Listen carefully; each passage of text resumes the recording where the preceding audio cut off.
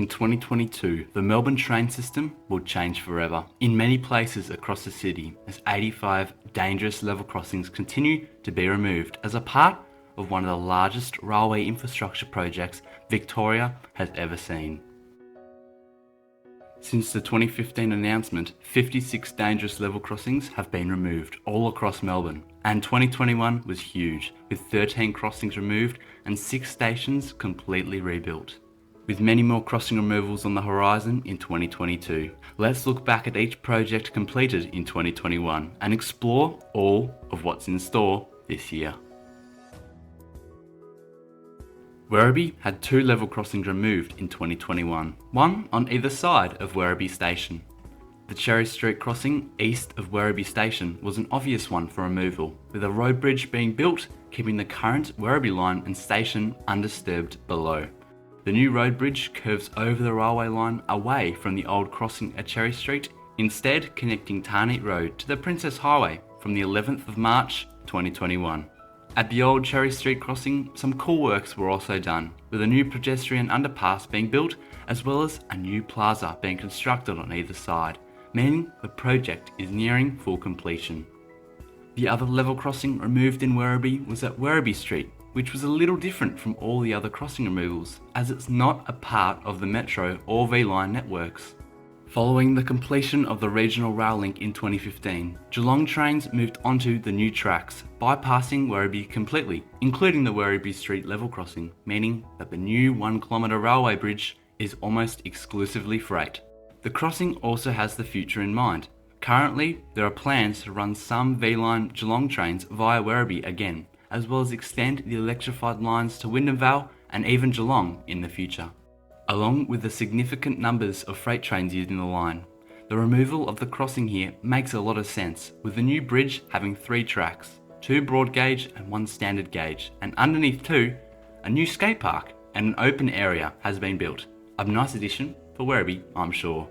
While some upgrades to the rail and station infrastructure at Werribee Station would have been nice along with the level crossing removals, the benefits to the Werribee line still add up, and it should lead to many more services to Werribee down the track. Despite not having a new station involved and seemingly a simple bridge, the level crossing at the South Gippsland Highway in Dandenong will prove to be vital for the local area. The South Gippsland Highway is a pretty major road, running between Dandenong and Cranbourne, and the new bridge over the railway line ensures the massive congestion at the Princess Highway intersection is dramatically reduced, as well as making it far safer for the 31,000 vehicles that use the road. The bridge opened in August of 2021, after a pretty short closure period compared to a few of the other crossings, with the new bridge following a different path to the old one, and the project including a brand new interchange with the Princess Highway. There's not too much more to say about this one though. It's a pretty logical and well-designed project that minimises disruption to both road and rail, and helps ensures both the reliability of the Pakenham line and the local road network. How good's that? The largest project on the Lilydale line this year has been the removal of the Manchester Road and Maroondah Highway level crossings, located at Mooroolbark and Lilydale itself. Both removals saw early works commence in May of 2020, with works ramping up dramatically in 2021, where we saw the official opening of both stations way ahead of the original 2022 schedule, with the 19th of November marking the date that trains first ran through the new elevated stations. They look absolutely fantastic, there's no doubt about it, with both featuring little towers that give themselves a nice uniqueness that we've seen across all the completed projects to date. The amazing preservation of the old station at Lilydale gives us a lasting reminder of the vast history that took place over 140 years at the site. And Mooroolbark will feature a huge 900 car space car park that will boost the station's usage in the future. When works are completed in 2022, let's hope both stations can be a great representation of what good design looks like, with integrated open spaces featuring as we've seen across many of the now completed projects. The Frankston line was the host of a crossing removal festival in 2021, with 6 level crossings between Edith Vale and Bond Beach being removed through the rail under road method, or the glorious roller coaster, built by a 2,000 strong workforce. These crossings had their boom gates down for close to 40 minutes during morning peak, making it a clear choice to remove them, all in order to improve safety and increase transport movement. With 3 new and improved stations coming our way, it was really exciting to see a 10-week construction blitz in September and October to get the stations ready and raring to go on the 22nd of November when they all opened. At Edith Vale, the lesser used Lockhill Road crossing was closed permanently, whilst the Edith Vale Road crossing was also removed, creating an improved road crossing over the Frankston line. And Edith Vale was rebuilt beautifully, giving off great beach vibes that match the geography of the now fantastic station.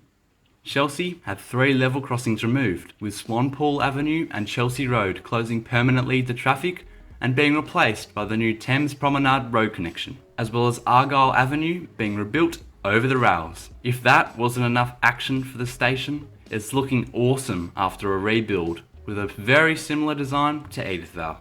Finally, Bond Beach saw Bondi Road go over the railway, alongside another cracker station that continues the beach vibe and provides a connection with the traditional owners of the land through woven canopies that will be constructed in 2022. The beachside theme at all 3 stations is a pretty nice touch, and you definitely get the real feel of how close you are to the sea. The stations do look a bit similar, however that is totally fine. It's great to see so much action on the Frankston line. One of only 2 level crossings on the Williamstown branch, the level crossing at Ferguson Street is also a known spot of congestion, with a roundabout either side of the level crossing and North Williamstown Station directly north of the crossing. As the busiest station on the Williamstown branch with over 364,000 annual passengers, North Williamstown is busier than both Williamstown and Williamstown Beach combined, and this made it super important to nail the new station. Despite some unbelievably tall seats, they have certainly nailed it practically, with the new station having great connection to buses, a brand new bike path, and the surrounding community as a whole. Whoa. It also looks great, and the final design of what it will look like when it's complete, especially at night, rival most other ones in Melbourne as a pretty fascinating station. And a cheeky Heavy Harry reference is truly awesome too. The station was reopened on the 17th of December after a mammoth 3-month shutdown of the Williamstown line. And an added bonus too is the fact that they kept the historic station buildings. That is what we love to see, and hopefully in 2022, North Williamstown becomes a showstopper station. Old Geelong Road in Hoppers Crossing is a major thoroughfare and used as a big connection to the Princess Highway, which runs adjacent to the line. Instead of keeping the road layout the same, the road has been moved east to directly connect with the freeway, making it easier for trucks especially to move around the busy Hoppers Crossing. Even better news, however, is the new station being built at Hoppers Crossing. A big pedestrian and cycling overpass is being built in place of the current road as a part of a massive modern station that will soon be finished. Interestingly too, it's one of the only level crossing removal stations to be built at ground level. That is pretty cool. On the 9th of December in 2021, the new bridge opened, and in 2022, a new and improved Hoppers Crossing station will open alongside upgraded pedestrian access across the whole precinct.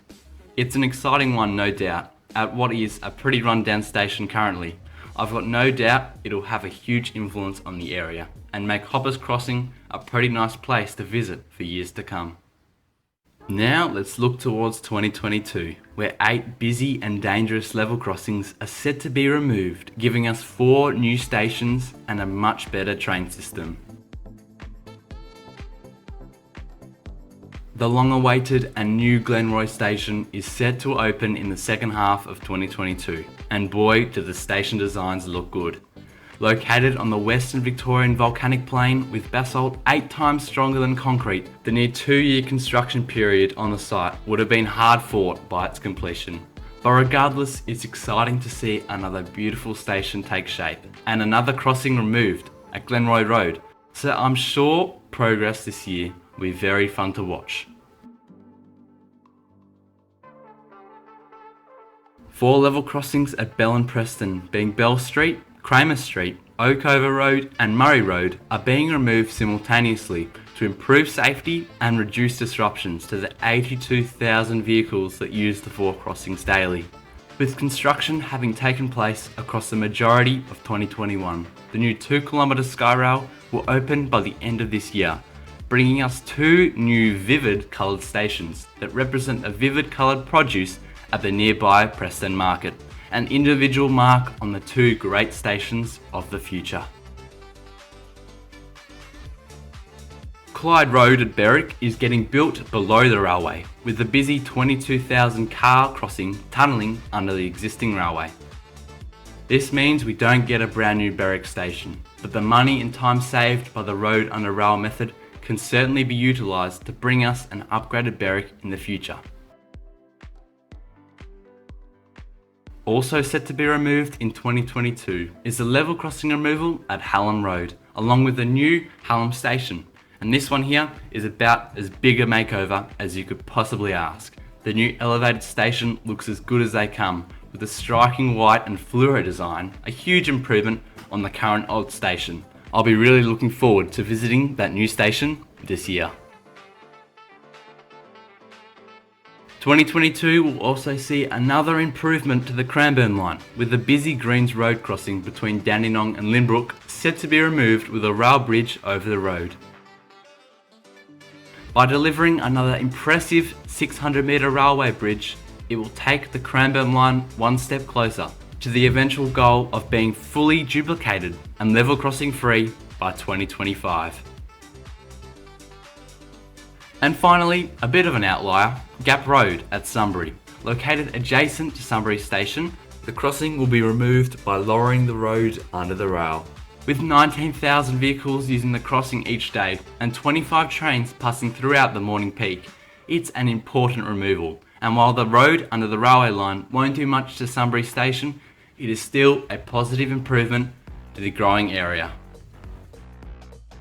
Despite no completion on these projects, construction will also be seen this year at Deer Park, Pakenham, Surrey Hills and Mont Albert, as well as near Ardeer, making 2022 a very busy year in the level crossing world. There is no doubt that these level crossing removals are improving the Melbourne train system. After the project is completed in 2025, 85 level crossings will remain for removal, leaving space for further construction in the future as the city continues to improve our incredible train system. It'll be fantastic to see the progress this year, and hopefully a few more removals are announced as well. So make sure to get out and explore these projects as the Melbourne train system changes forever.